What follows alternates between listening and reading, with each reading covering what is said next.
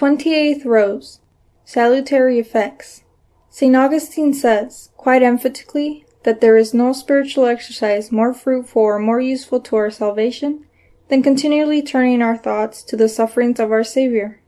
Blessed Albert the Great, who had St. Thomas Aquinas as his disciple, learned in a revelation that by simply thinking of or meditating on the Passion of our Lord Jesus Christ, a Christian gains more merit than if he had fasted on bread and water every Friday for a whole year, or had beaten himself with his discipline once a week until the blood flowed, or had recited the whole book of Psalms every day.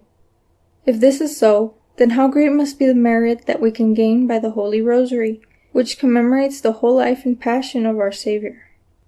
One day, Our Lady revealed to Blessed Ellen that, after the holy sacrifice of the Mass, which is the most important, as well as the living memorial of our Blessed Lord's Passion, there could not possibly be a finer devotion or one of greater merit than that of the Holy Rosary, which is like a second memorial and representation of the life and passion of our Lord Jesus Christ.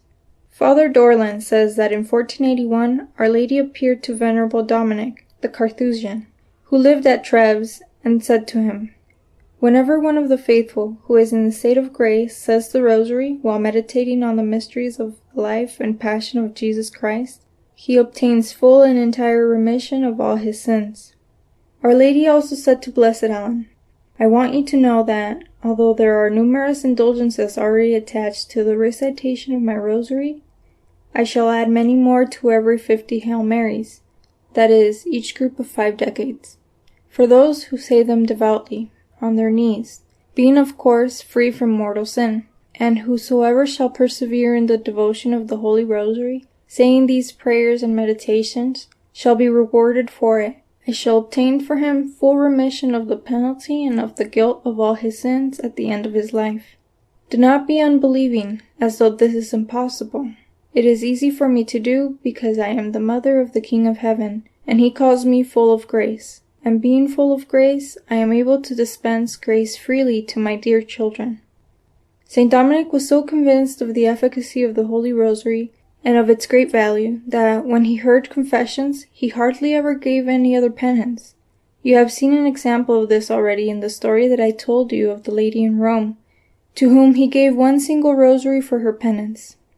St. Dominic was a great saint, and other confessors should be sure to walk in his footsteps by asking their penitents to say the Rosary, together with meditation on the sacred mysteries, rather than giving them other penances, which are less meritorious and less pleasing to God, less likely to help them advance in virtue, and not as efficacious as the Rosary for helping them avoid falling into sin. Moreover, while saying the Rosary, people gain countless indulgences which are not attached to many other devotions. And, as Abe Blasius says, the Rosary, with meditation on the life and passion of Jesus Christ, is certainly most pleasing to our Lord and his Blessed Mother, and is a very successful means of obtaining all graces. We can say it for ourselves as well as for others for whom we wish to pray, and for the whole Church. Let us turn, then, to the Holy Rosary in all our needs, and we shall infallibly obtain the graces we ask of God to save our souls.